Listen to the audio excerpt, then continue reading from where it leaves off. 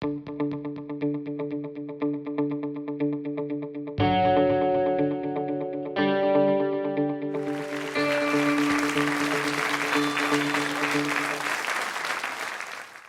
day dawned bright and sunny, which was a good thing because the marathon started at 10.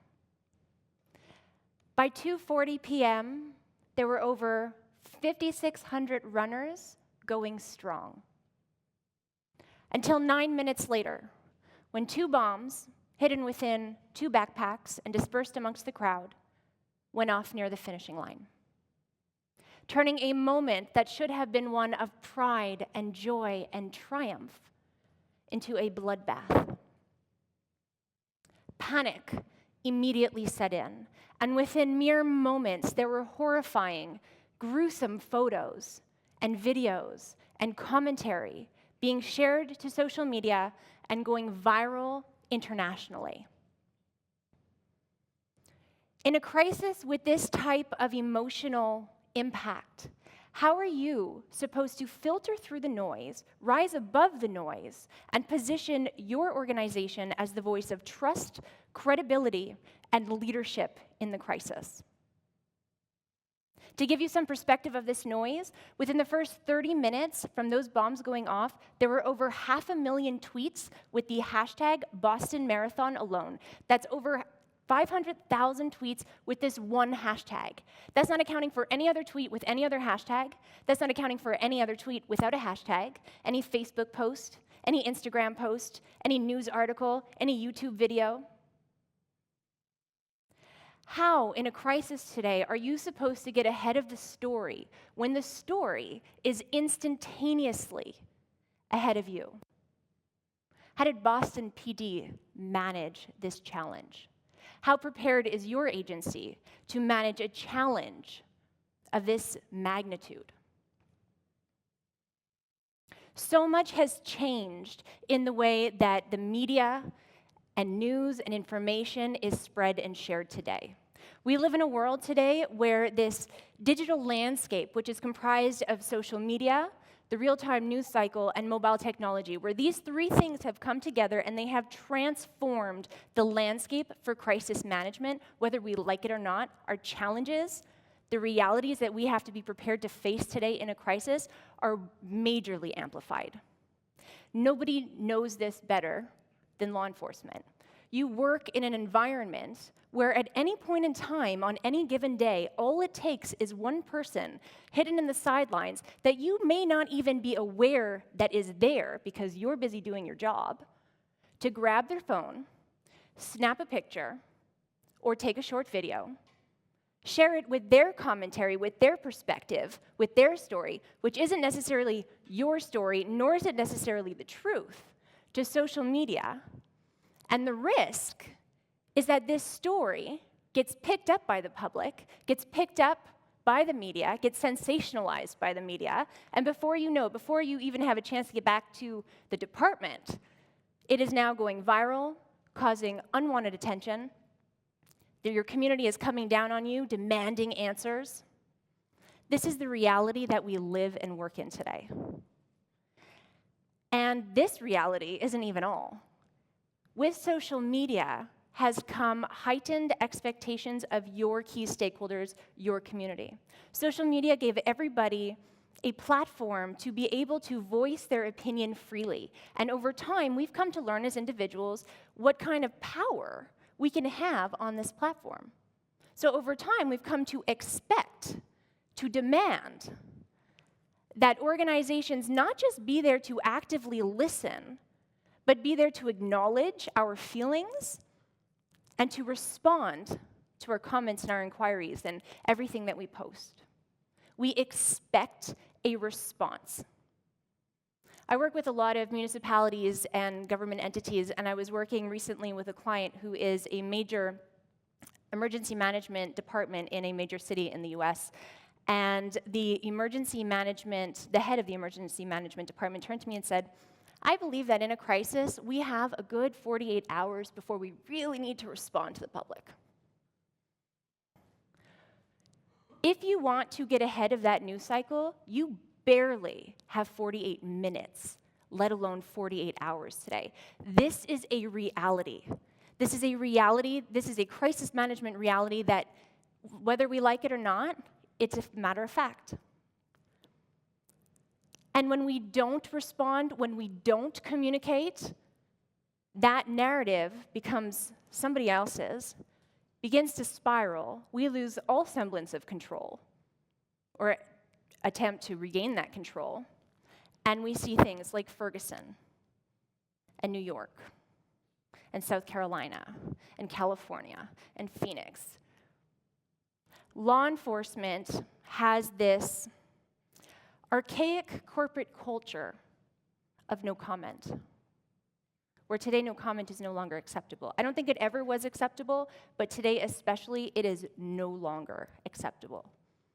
No comment results in what we've been seeing. So what do you do? How do you enable your officers and your departments and your agencies to, in real time, get ahead of the news story? How do you get ahead of that story before it's already ahead of you? How do you become, through all of the noise, the source of trust, credibility, and leadership in a crisis when your community needs you to be these things? How do you ensure that your agency does not become the next Ferguson story? What's important now for you to do this? There are 3 things that are important now to begin to think about and to begin to proactively take steps towards every single day. The first of these 3 things, I mentioned this archaic corporate culture. It's time to change the corporate culture that law enforcement, as a rule, in general, across North America, has developed and it feels comfortable in. It's time to get away from that comfort, because that comfort isn't working for us. So how do we change a deeply woven corporate culture? What's important now? What do we need to focus on? Changing the corporate culture begins with a change in mindset. For example, we can choose to see today's crisis realities and challenges as exactly that. We can choose to see them as challenges. We could choose to look away from them and say, they detract from our important work. Somebody else will take care of it. Or we can choose to see that these challenges, that today's crisis realities present unprecedented opportunity to connect and engage, all these things that we've been seeing and hearing from these brilliant speakers before me. This digital landscape, or just today's crisis realities, present unprecedented opportunities to do this. And if we start changing our mindset in trying to see the opportunities through the challenges, then we can start to begin to take the right steps forward. For example, we can choose to see that our communities have these very, very powerful, demanding voices, and that they can detract from our story, from our important work, and we can resist that. Or we can choose to see that our communities care enough to engage with us. They care enough to voice their concerns. What's the opportunity there? You are a part of your community. When we begin to change our mindset, we'll begin to change the corporate culture that is no longer working. That's the first step of what's important now. The second thing of what's important now, and we saw this as a theme, an underlying theme in many of the talks today, is that we need to start focusing every single day, small little steps every single day, to build trust within our community. Captain Chris Shung from the Mountain View Police Department says it beautifully. He says that every single day, Mountain View PD works proactively, both online and offline, to build what he calls a bank of community trust. Captain Chris Shung says that in a crisis, you inevitably need to make a withdrawal out of this bank. But the goal is that post-crisis, you will still have enough trust left over. So what do they do with this focus, with this as a focus? Every single day, the police officers that make up Mountain View PD find initiatives, take initiatives to build and strengthen trust with their community, to engage. They'll do things like, for example, they know that their community is on Twitter. So they will take to Twitter and they will announce that on the corner of this street and this street, there are officers there, and they are there to patrol for traffic safety. And they'll get responses back on Twitter from their community that says, hello, if you tell us where they are, then obviously you're not going to catch us to give us a ticket. And Mountain View PD comes back and says, but our goal is traffic safety. Our goal is to keep you safe. So if by telling you where we're stationed gets you to think twice before pushing down on that pedal, then we've accomplished our goal. Simple steps, simple proactive initiatives every day to engage with the community, to communicate, and to build that trust. Trust is built over time, and your community absolutely needs to be able to trust you in a crisis, but they won't trust you in a crisis if they don't trust you today, not unless you build it up for it first. So that is step 2 of what is important now.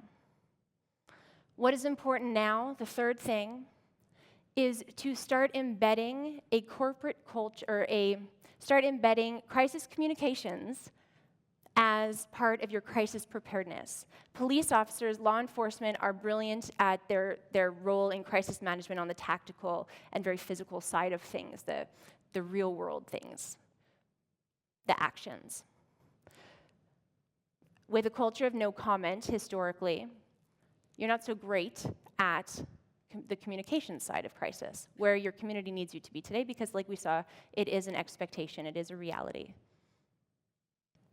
So how do you embed crisis communications as part of your crisis preparedness? Enable your team to start thinking instinctively about these actions that need to be taken in a crisis, which is we need to communicate right away. If you start to engage, if you start to do these other things and you start to engage with your community, specifically online, offline as well, but if you start to understand, online social media gives you a great platform to ask questions and to get feedback in real time. The difference between online and offline is you can do this in the masses more quickly. So if I were to ask you today what your community expects of your department in a crisis, could you tell me, matter-of-factly, beyond a shadow of a doubt, what they expect of you in the next crisis? If your answer is no, then you need to ask them. Social media is a great place for communication. It's a great place for the engagement everybody's been talking about. Find out what they expect of your organization in a crisis so that you can aim to meet their expectations when that crisis comes. And by doing this, you'll also get to know, I mentioned Captain Chris Young and MVPD, that they go on Twitter to announce these things. They go on Twitter, not because Twitter is a cool place to go, but because they know that their community is on Twitter. They know they're going to get the engagement there. They know they're going to get heard there. Where is your community? Maybe they're on Twitter. Maybe they're on Facebook. Maybe they're on Instagram. Maybe they're on WhatsApp. BBC almost single-handedly cured the Ebola crisis by using WhatsApp in West Africa, which is a great story that I'd be happy to share with you when I have a little bit longer than 18 minutes. But by understanding where your communities are, mobile technology in general comes with geo-targeting and push notifications. And we're talking about getting through the noise, getting heard above the noise in a crisis. Well, if you understand how your community chooses to consume their media and what apps and technology they use in their daily lives and their daily routines, then you may just find a unique opportunity to forget all of the noise that's going on. You could find an opportunity to streamline your communications directly into their pockets when it is most critical for you to reach them. These are, again, changing the mindsets. These are the opportunities that today's landscape presents, specifically to crisis communications, and specifically to law enforcement, if you take advantage of them. And they are all freely available to you right now. It's the best part. You don't need budget. Time, somebody with a passion for it on your team, but not necessarily really budget. What's important now? I started talking about the Boston Marathon bombing, and it was amazing that Dan happened to be speaking before me. How did Boston PD manage? This is an overwhelming amount of noise and chaos and emotion during this crisis. How did Boston PD manage it? They didn't just manage to get ahead of the story when the story was already gone ahead of them. They managed to position their agency as the credible source of news throughout the crisis. They were the credible source of news. How did they do this? They did this by activating social media within 10 minutes from the bombs going off. Within 10 minutes, they were actively there where they knew everybody else was going to actively listen, which allowed them to, in real time, correct misinformation. They were there to communicate as much as they could as new developments occurred, let their community know what was going on so that, all of these questions that were flooding in could have a little bit of semblance of answers. And by doing all of this, they fed the media the story that the media ran with. They didn't just get ahead of the news cycle, they became the credible source of news. And they did this by embracing the technology, the communications platforms, because that's all this digital landscape is. It's a platform for communication. By embracing it instinctively, and by being proactive in their use of it. And they went one step beyond, which was also brilliant. So this is a terrible incident that happened within a community, and everybody is highly, highly, highly emotional. And they gave people a purpose. They said, send us your videos and your footage and your photos, because we know you were actively taking photography today, and you may just help us find the terrorists, so send this to us. It gave them a purpose. It gave the community a way to come together and feel as though they were helping. And as a result of Boston PD's brilliant work, as well as the brilliant collaborative work from the other agencies that handled this crisis, the terrorists were caught within 1 week from the attacks occurring, before they had the chance to go and initiate or implement their second planned attack. What's important now? What's important now is to begin to shift mindset. Start looking at the realities that you're going to have to face with, like it or not, as opportunities. Start to find the opportunities to connect and engage and build trust, and find unique opportunities within them to allow your agency to get ahead of the news, ahead of the story, and become the voice of trust, credibility, and leadership for your community in your next crisis. Do this now. What's important now? Take these steps, one step each day in the right direction. That's all it takes. And you will successfully manage your next crisis. Thank you.